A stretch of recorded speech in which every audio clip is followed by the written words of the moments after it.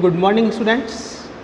आज जो केमिस्ट्री का फर्स्ट चैप्टर है उसके बारे में देखेंगे और जो केमिस्ट्री का फर्स्ट चैप्टर है वो है रसायन विज्ञान की मूलभूत अवधारणाएं। जो अपन अभी जो चैप्टर देखेंगे इस वीडियो में वो है आपकी एनसीईआरटी के अकॉर्डिंग, जो नया सिलेबस है उसके अकॉर्डिंग है और उसमें से जो माध्यमिक शिक्षा बोर्ड है उसकी गाइडलाइन के अनुसार जो सिलेबस कम हो चुका है उसको हटा के जो रिमेनिंग टॉपिक है वही यहाँ पे इस वीडियो में आपको बताए जाएंगे। तो जो फर्स्ट चैप्टर है उसकी बात करते हैं। पाठ का नाम है रसायन विज्ञान के मूलभूत सिद्धांत या अवधारणा, बेसिक कंसेप्ट ऑफ केमिस्ट्री।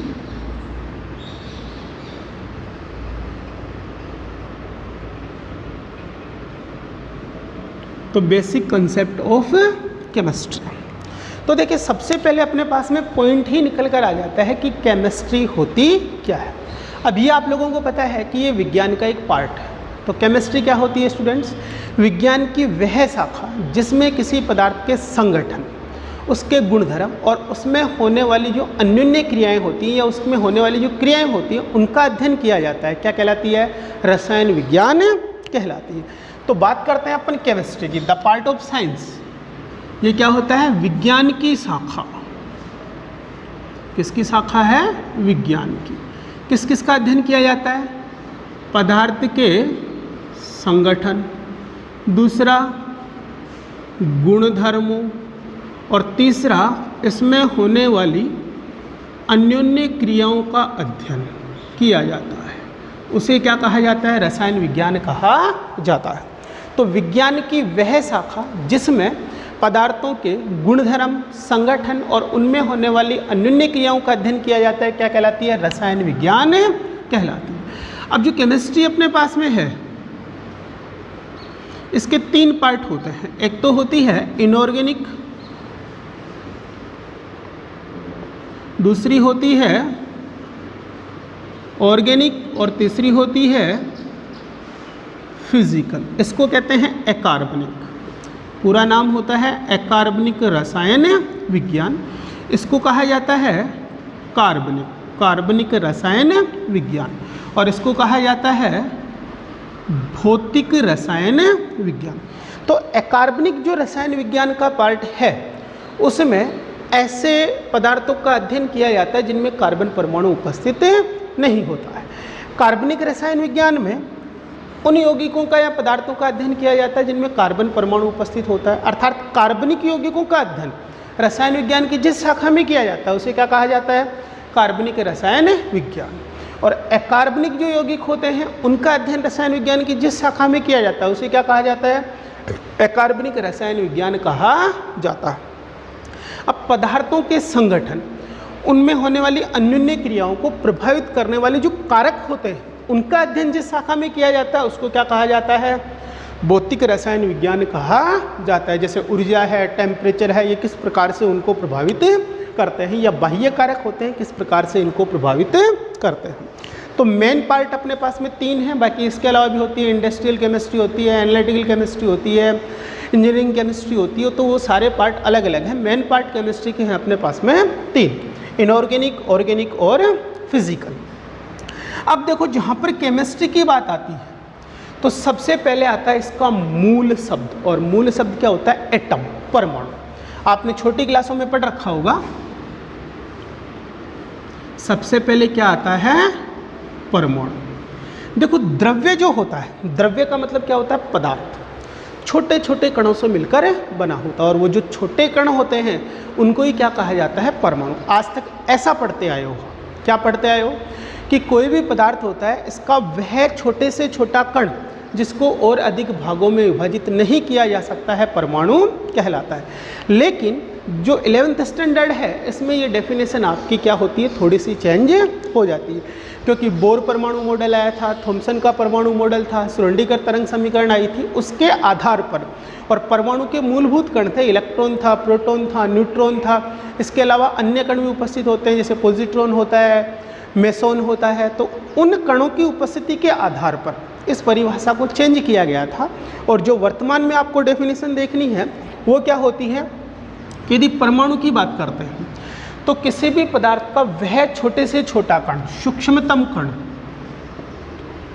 सूक्ष्मतम कण, किसी पदार्थ का वह सूक्ष्मतम कण जिसका स्वतंत्र अस्तित्व संभव नहीं होता है। स्वतंत्र अस्तित्व क्या नहीं होता है? संभव नहीं होता है। तथा जो रासायनिक अभिक्रियाओं में भाग लेता है। किस में भाग लेता है? रासायनिक रिएक्शन। रासायनिक रिएक्शन में कौन भाग लेता है? परमाणु भाग लेता है। क्या कहलाता है? परमाणु। तो दोबारा डेफिनेशन को देखो एक बार। परमाणु क्या था? किसी भी पदार्थ का वह सूक्ष्मतम कण जिसका स्वतंत्र अस्तित्व संभव नहीं होता है, अर्थात परमाणु अकेला नहीं रह सकता है, तथा जो रासायनिक अभिक्रियाओं या रासायनिक संयोजन में भाग लेता है, परमाणु कहलाता है। और परमाणु के 3 मूलभूत कण हैं, इलेक्ट्रॉन, प्रोटॉन और न्यूट्रॉन। इसीलिए इसको यहाँ पर क्या नहीं लिखा है मैंने? अविभाज्य। क्या नहीं लिखा है? अविभाज्य। और डेफिनेशन जो है वो आपकी यहाँ पर चेंज कर दी है। दूसरा आता है अपने पास में एलिमेंट्स। ये क्या होते हैं? तत्व। और देखो तत्व क्या होते हैं ये आपको ध्यान रखना है। तत्व क्या होते हैं? ऐसे पदार्थ होते हैं जिनका निर्माण एक ही प्रकार के परमाणुओं द्वारा होता है। तो वे पदार्थ जिनका निर्माण एक ही प्रकार के परमाणुओं द्वारा होता है क्या कहलाते हैं? तत्व कहलाते हैं। तो एक ही प्रकार के परमाणु द्वारा जिनका निर्माण होता है वो पदार्थ क्या कहलाते हैं? तत्व कहलाते हैं। फिर आता है अणु, मॉलिक्यूल। इसे क्या कहते हैं अपन? अणु। अणु आपको क्या ध्यान रखना है? जब 2 या 2 से अधिक परमाणु रासायनिक संयोग करते हैं तो अणु का निर्माण होता है। क्या ध्यान रखना है कि परमाणु 2 या 2 से अधिक, चाहे वो एक ही तत्व के हों, चाहे वो क्या हों? भिन्न भिन्न तत्वों के हों। तो क्या कह सकते हैं कि जब 2 या 2 से अधिक परमाणु रासायनिक संयोग करते हैं तो किसका निर्माण होता है? पदार्थों के अणुओं का या अणु का निर्माण होता है। अणु पदार्थ का वह छोटा कण होता है जिसका स्वतंत्र अस्तित्व संभव होता है। स्वतंत्र अस्तित्व क्या होता है? संभव होता है। और जिसमें पदार्थ के सभी गुण उपस्थित होते हैं, अणु कहलाता है। तो ये 3 डेफिनेशन है जो मूलभूत डेफिनेशन है, आप लोगों को यहाँ पर ध्यान रखनी है। एक बार वापस मैं रिवाइज करता हूँ। परमाणु की यदि डेफिनेशन देखते हैं तो किसी भी पदार्थ का वह सूक्ष्मतम कण जिसका स्वतंत्र अस्तित्व संभव नहीं होता है तथा जो रासायनिक संयोजन या रासायनिक अभिक्रियाओं में भाग लेता है, परमाणु कहलाता है। बात करते हैं तत्व की। तो तत्व क्या होता है? वह पदार्थ जिसका निर्माण एक ही प्रकार के परमाणुओं द्वारा होता है, तत्व कहलाता है। तीसरा आता है अणु। तो अणु अपने पास में क्या होता है? अणु जो होता है इसका निर्माण 2 या 2 से अधिक परमाणुओं के रासायनिक संयोजन से होता है। यह पदार्थ का वह छोटे से छोटा कण होता है जिसका स्वतंत्र अस्तित्व संभव होता है तथा जिसमें पदार्थ के सभी गुण उपस्थित होते हैं। तो इस प्रकार अपन किसको डिफाइन करते हैं? यहाँ पर अणु को डिफाइन करते हैं। तो ये कुछ मूलभूत डेफिनेशन है जो आपको ध्यान रखनी है। अब जो मेन पॉइंट आता है वो है अपने पास में परमाणुवीय द्रव्यमान। जो पॉइंट आएगा वो क्या है अपने पास में? परमाणुवीय द्रव्यमान। तो पॉइंट पे चलते हैं।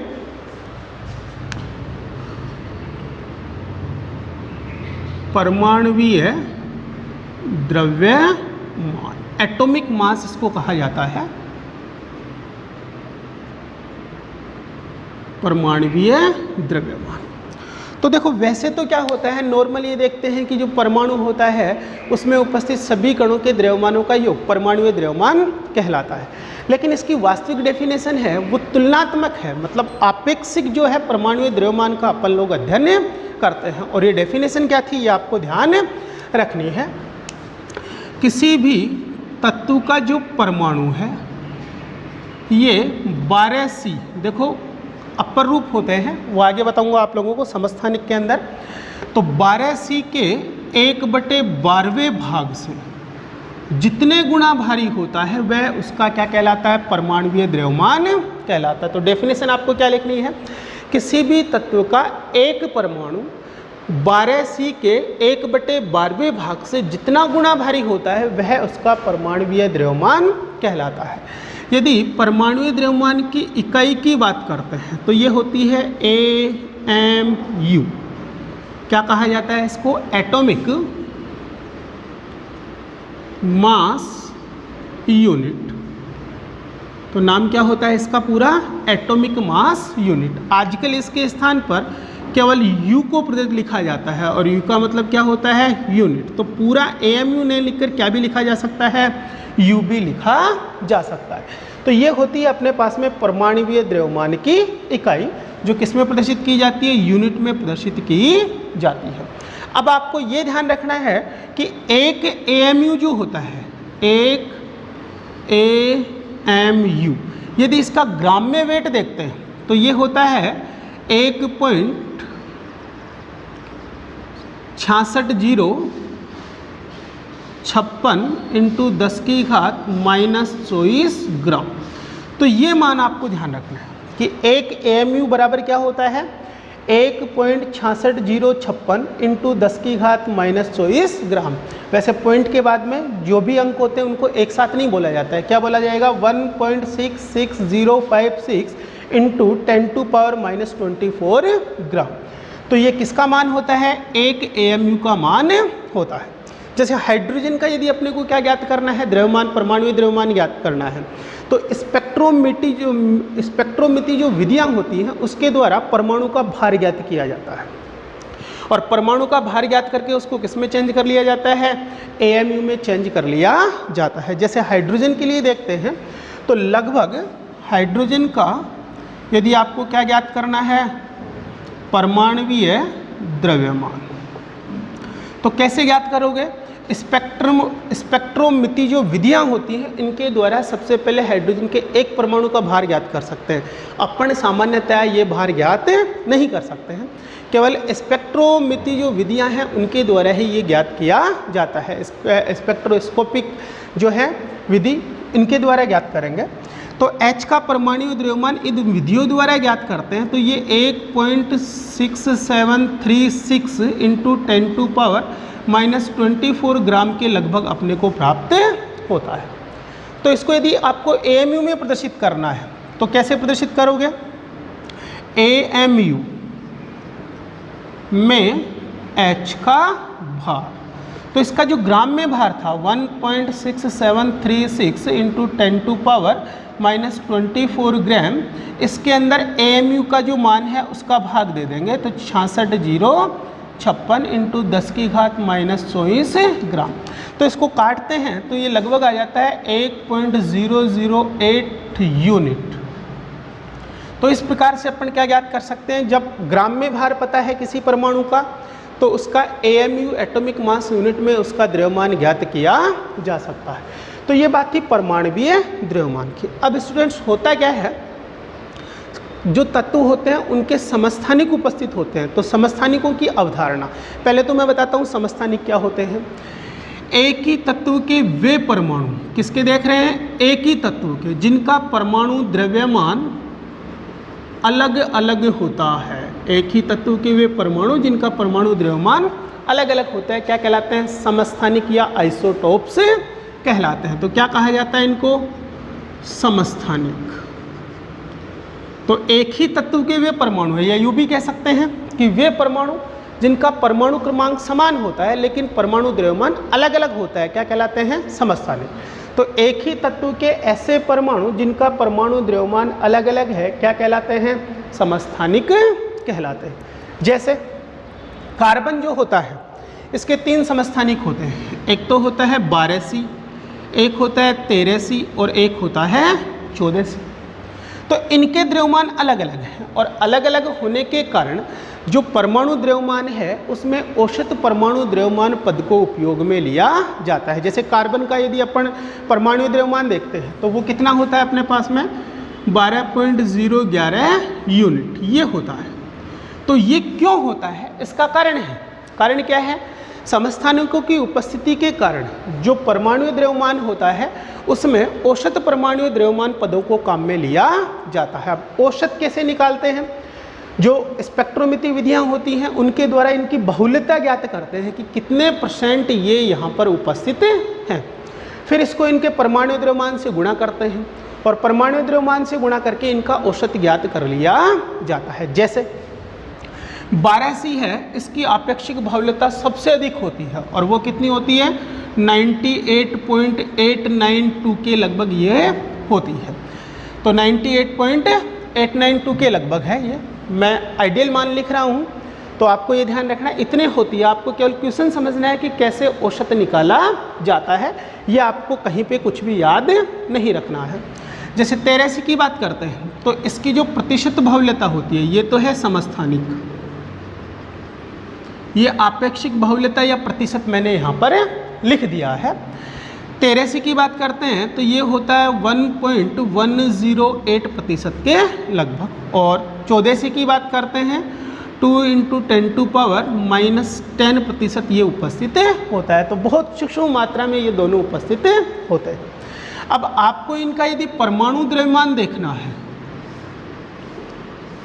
तो इसका परमाणु द्रव्यमान कितना होता है 12, इसका होता है 13.00335 और इसका होता है 14.00317।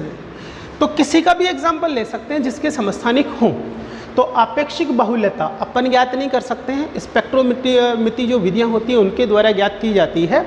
फिर ये जो बहुल्यता होती है ये 100 में से है, प्रतिशत के अकॉर्डिंग है, तो इसको 1 में बदलने के लिए क्या करेंगे, इसमें 100 का भाग दे देंगे और फिर जो बहुल्यता आएगी उसको परमाणु द्रव्यमान से गुणा कर लेंगे और गुणा करके तीनों का औसत ज्ञात कर लेंगे। तो करना क्या है आपको, इसको इससे गुणा करना है, इसको इससे गुणा करना है, इसको इससे गुणा करना है और सारी राशियों को जोड़ लेना है। इससे जो मान प्राप्त होगा वो कितना होगा 12.011 यूनिट, जो क्या होता है एक तरह से औसत परमाणु द्रव्यमान होता है।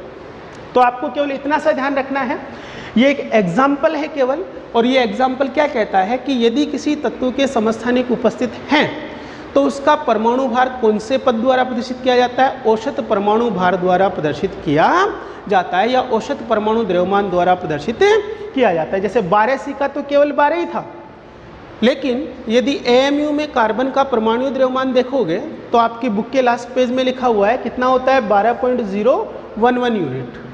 तो ये क्यों होता है इसका कारण मैंने समझाया है। क्यों? क्योंकि इसके 3 समस्थानिक हैं 12C, 13C और 14C और इनकी ये बहुल्यता है। तो इस बहुल्यता के अकॉर्डिंग इनका औसत निकाल के और औसत परमाणु द्रव्यमान ज्ञात करके औसत परमाणु द्रव्यमान लिखा जाता है। अब क्या होता है स्टूडेंट्स, ये जो परमाणु द्रव्यमान होता है इसको ग्राम में यदि व्यक्त कर दिया जाए तो इसको क्या कहते हैं, ग्राम परमाणु द्रव्यमान। और ग्राम परमाणु द्रव्यमान जो होता है वो एक तरह से क्या हो सकता है, 1 मोल जो होते हैं उसका होता है। 1 मोल का है तो उसको मोलर द्रव्यमान कहेंगे, 1 परमाणु का है तो उसे क्या कहा जाता है, ग्राम परमाणु द्रव्यमान कहा जाता है। तो यहाँ पर जो छोटा सा फर्स्ट पॉइंट है वो है पास में परमाणु द्रव्यमान। तो परमाणु द्रव्यमान को अपन ने देखा है कि किस प्रकार से ज्ञात किया जाता है। आपको ध्यान रखना है परमाणु द्रव्यमान की डेफिनेशन ध्यान रखनी है, इसके अलावा इसकी इकाई ध्यान रखनी है, इकाई के अकॉर्डिंग ग्राम में मात्रा ध्यान रखनी है और किस प्रकार से यूनिट ज्ञात किया जाता है ये ध्यान रखनी है। नेक्स्ट आपको क्या ध्यान रखनी है कि समस्थानिकों की उपस्थिति के कारण यदि किसी तत्व के समस्थानिक हैं तो उसका परमाणु द्रव्यमान ने प्रदर्शित करके क्या प्रदर्शित किया जाता है, औसत परमाणुीय द्रव्यमान प्रदर्शित किया जाता है। जैसे कार्बन का कितना है 12.011 यूनिट होता है। अब बात करते हैं आणविक द्रव्यमान की। किसकी बात करेंगे, आणविक द्रव्यमान की। तो देखो स्टूडेंट्स, अणु अपन ने देख लिया है, मॉलिक्यूल क्या होता है ये अपन ने पहले देख लिया है। तो आणविक द्रव्यमान ये क्या होता है, कोई भी जो पदार्थ है या यौगिक है उसके एक अणु में उपस्थित सभी जो तत्व होते हैं या सभी तत्वों के जो परमाणु होते हैं उनके परमाणुीय द्रव्यमानों का योग होता है। तो डेफिनेशन क्या लिखनी है, आणविक द्रव्यमान किसी पदार्थ के एक अणु में उपस्थित सभी तत्वों के परमाणुीय द्रव्यमानों का योग आणविक द्रव्यमान कहलाता है। या सीधी लैंग्वेज में लिखना है तो यूँ भी लिख सकते हैं कि कोई भी जो पदार्थ होता है उसके एक अणु में उपस्थित सभी परमाणुओं के परमाणुीय द्रव्यमानों का योग। तत्वों को यहाँ से हटाया जा सकता है, तो सभी परमाणुओं के परमाणुीय द्रव्यमानों का योग आणविक द्रव्यमान कहलाता है। जैसे अपने पास में है CH4, यदि आपको क्या ज्ञात करना है, इसका आणविक द्रव्यमान ज्ञात करना है, तो उस स्थिति में कैसे ज्ञात करोगे? कार्बन जो है एक परमाणु है, तो एक का कार्बन का बता रखा है आपको 12.011 यूनिट है। H के कितने परमाणु हैं? 4, तो 4 परमाणु होने के कारण पहले क्या लिखेंगे? 4, और फिर H का परमाणु द्रव्यमान आप लोगों को बता रखा है 1.008, तो किसके अंदर होते हैं ये? यूनिट में। तो लास्ट में चाहे तो बड़े कोष्टक के आगे क्या लगा देना? यूनिट।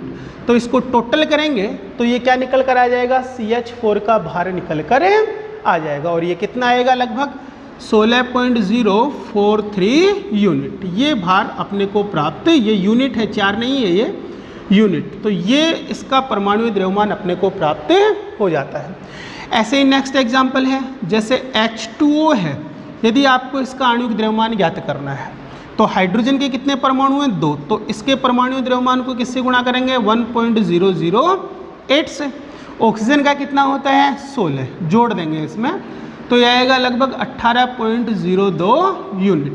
तो इस प्रकार से क्या ज्ञात किया जाता है? आणविक द्रव्यमान ज्ञात किया जाता है।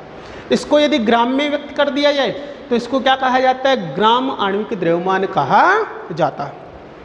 कुछ जगह स्टूडेंट्स अपन आणविक द्रव्यमान को नए काम में लेके सूत्र भार या सूत्र द्रव्यमान को काम में लेते हैं, क्योंकि कुछ पदार्थ ऐसे होते हैं जिनके विविक्त अणु उपस्थित नहीं होते, मतलब पृथक से उनका अणु उपस्थित नहीं होता है। जैसे NaCl है, NaCl का एक अणु उपस्थित नहीं होता है, उसके क्रिस्टल में धनायन और ऋणायन दोनों उपस्थित होते हैं। तो ऐसे कंपाउंड जिनका पृथक से अणु उपस्थित नहीं होता है उनका सूत्र भार या सूत्र द्रव्यमान ज्ञात किया जाता है। और सूत्र द्रव्यमान कैसे ज्ञात करते हैं? जो फॉर्मूला है, जैसे NaCl की बात कर रहे हैं तो इसमें जो भी परमाणु हैं उनके द्रव्यमानों का योग। तो Na का कितना है? 23 होता है, और Cl का कितना होता है? 35.5। इनका क्या करना है? आपको योग करना है। तो कितना आ जाएगा? 58.5 यूनिट यहाँ पर आपका आंसर आ जाएगा। अब आपके कन्फ्यूजन हो रहा होगा कि परमाणुीय द्रव्यमान कहाँ से आ रहे हैं। जैसे मैंने लिख दिया यहाँ पर, किसका लिख दिया? हाइड्रोजन का लिख दिया, कार्बन का लिख दिया, ऑक्सीजन का लिख दिया, सोडियम का लिख दिया, क्लोरीन का लिख दिया। तो आपको स्टूडेंट्स क्या करना है? वैसे मैं जो नेक्स्ट डे होगा तो आपको इनकी लिस्ट डाल दूंगा, बाकी आपको मैंने आवर्त सारणी दे रखी है, तो आवर्त सारणी में इनके सबके परमाणु द्रव्यमान आपके पास में लिखे हुए हैं, और आपको 30 तक जो एलिमेंट्स हैं उनके सभी के परमाणु द्रव्यमान याद करने हैं। यदि अभी भी किसी को कोई समस्या रहती है तो जो व्हाट्सएप ग्रुप में मेरा नंबर है उस पर आप अपना क्वेश्चन डाल सकते हैं। Thank you.